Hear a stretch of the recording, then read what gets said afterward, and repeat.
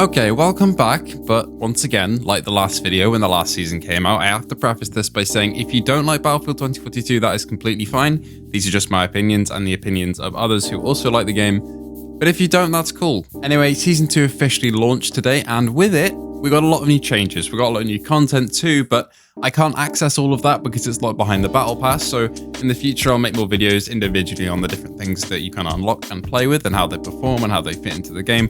But as always, I do like to stick to the smaller changes people might not notice because it enlightens people on the further work that goes into the game that they would otherwise not be aware of. So we'll start with the changes to the first thing that you see when you boot up the game, which is the home screen. This has been changed to completely scrap the three-part home screen with Hazard Zone, All Out Warfare and Portal. They've all been thrown into one now. You can just queue for Hazard Zone straight from there, go into Portal straight from the home screen, either have a Rush, Conquest, or Breakthrough. No splitting them up anymore, they're all there together, which should encourage more players to try out each mode, because you don't have to go out your way to look for them.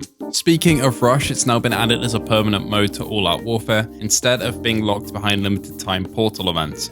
This was set to start in Season 1, but it's good to see that it's here for the start of Season 2, even though they didn't quite make the last deadline. This is great news for people who prefer smaller scale game modes in Battlefield, because you'll constantly now be able to load into Rush instead of having to wait for it on a weekly basis and hope that it gets put into Portal. Now when you've completed a round of Rush or Breakthrough, it's guaranteed that you'll be loaded into the opposite team, so if you've been attacking one round, the next you'll be guaranteed to be defending to switch up gameplay and not load you into the same boring position every single game. Gameplay-wise, vehicles have received changes along with different weapons, but to start out with, the stealth helicopter's damage has been reduced and its armor has also been reduced. This should help balance its nimbleness with its armor value and make it seem like less of a threat and easier to take down, especially with Liz's missile. That's a change that I've really been looking forward to because stealth helicopters are still one of the biggest things that kill me in this game. The lack of cover in the maps that haven't been reworked leads me to being in the open and then being farmed by bombs or by the 30mm cannon, so really good to see this change. Assault rifle headshot multipliers have been increased, while for SMGs they've been decreased, making it so that assault rifles really fit into their niche a little bit better than they used to. Another small detail is smoke grenades and smoke launchers can now put out incendiaries and fires, which is something that will be really good for countering area denials in modes like Rush and Breakthrough. Something I've been really asking for a while now is incidental animations like in BF5. Now what I mean by this, and it's also put on screen now, is that when running past certain objects, your character will pull out their arm to support them as they hit it, or say they're running on a slippery surface up a slope, down a slope, they might slit halfway through their running animation and then carry on to make each character feel more grounded in the world. Now don't worry about gameplay because this won't affect enemies, only teammates, so don't worry about hitboxes being messed up because of these animations. You'll still see enemies running how they used to and still be able to track them and hit them properly. Another nice change is that Angel ammo is far easier to throw to friendlies now. It used to be before Season 1 that you could lock onto teammates pretty easily and throw it at them, but as soon as Season 1 rolled around, it was a lot harder to for some reason, and it's nice that that's been fixed. Now these are all the things I've noticed in the patch notes, but there are a few more stealth changes like there always are for Battlefield updates, so I'll go through what I've noticed now, and then we'll get onto the content that I have tried out from this season and what I think about it. Now admittedly, I haven't found as many stealth changes in this update as in the previous one, but that just proves to me that they're fixing the game at a rate where they no longer have to fix so many issues with it.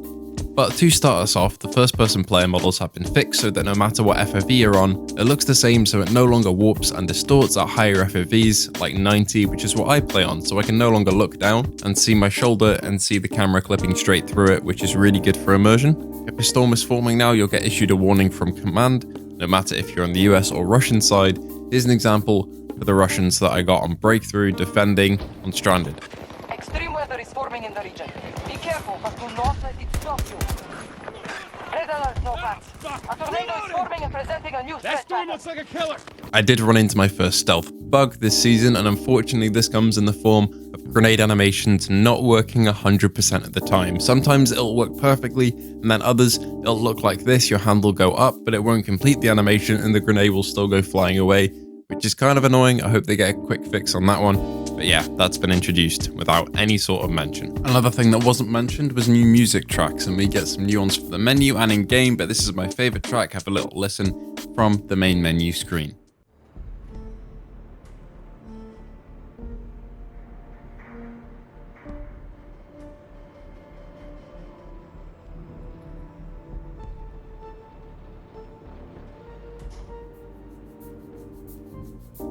When entering bright scenes, the HUD is now outlined like it does in BF5, making it easy to read when you're looking at overexposed areas. Another small immersive detail I've come across is that when you now crawl, your arms aren't locked to your position on the screen where your camera is facing and actually lay on the floor the entire time.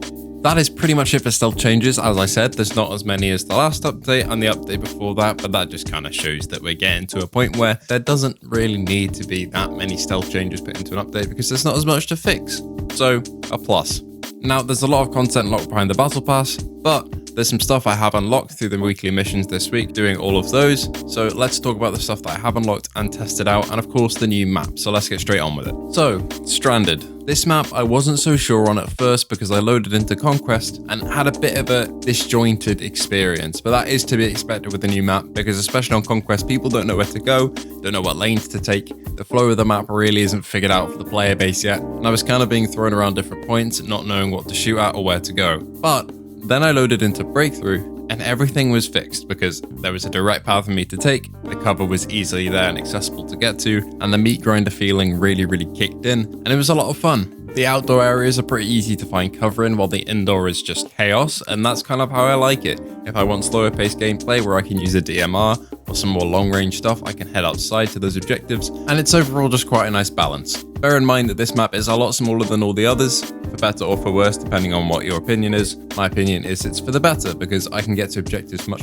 faster and get into the action far quicker. Now, the big selling point for this map in the trailer was the 2 tornadoes, and I have witnessed them now at the end of a Breakthrough game, and they're pretty chaotic. They do hit the last objective most of the time. I played about 6 games on Breakthrough and it hit about 4 out of 6, so there's a good rate of them spawning, and they do disrupt the last objective, which is what I wanted. I want them to come in, kind of shake things up a bit, maybe give an opportunity for the attackers to attack because all of the defenders get flung everywhere else. But these tornadoes do come and go quite quickly. I don't know if it's just the size of the map being smaller than the rest that it feels like the tornadoes are sticking around for less time, but it's quite a quick event. They come and they go, and then we're back to normal. But overall, it is quite a cool effect to see. I was able to try the AM40 carbine in the assault rifle class, and I have mixed feelings on this gun, for now anyway. It has a good rate of fire, a quick reload speed, and decent damage, but the magazine you start out with is just not quite big enough. Trying to take down 2 or 3 opponents at once usually ended up with me being killed after the first 1 or 2.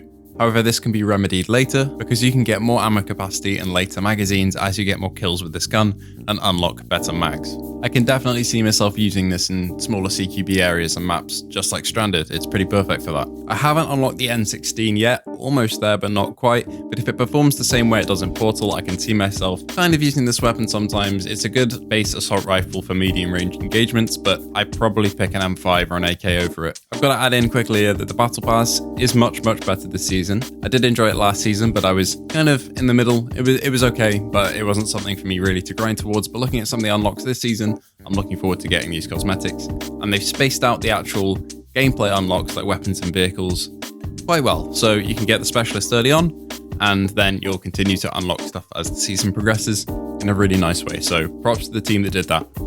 Speaking of the specialist, this is our final topic, and it brings us on to Charlie Crawford himself. I was a little bit worried about this minigun being too overpowered, but after using it, it's a good suppressive tool, but if you really want to hit those enemies and kill them, it's not really going to do the job at medium to long ranges, which is perfect. At short range it can shred, but at medium it'll just hit the enemy, get them to get into cover and stop them from advancing, which is the perfect tool to stop approaches. It is quite easily counterable though, which is good. If you can grab a sniper rifle and aim dead center in the gap, you can headshot that Crawford or whoever's operating it pretty easily, to be honest, which is exactly what's needed. Overall, I've been really impressed with this season, but have you? If you have, tell me down in the comments below, or if you're feeling extra courageous, come over to the Low Sodium Discord channel, come talk to me and other people who love this game, and let us know what you think. We'd love to have you over there. Also, be sure to check out Comet's Exodus archives. I've been plugging them a lot, but it's out now. You can go and read them all. It's incredible. The amount of work that Comet's put into this archive, this lore series, and there's more to come. It's out of this world. It's nuts. There's so much work put into this and time and effort, and I'd love for you to go check it out. So the links to those two are in the description below. Please go check them out. Anyway, I do hope you enjoyed your time here, and if you did, please leave a like or consider subscribing. It really helps me out, and I'll see you in the next video. Bye-bye.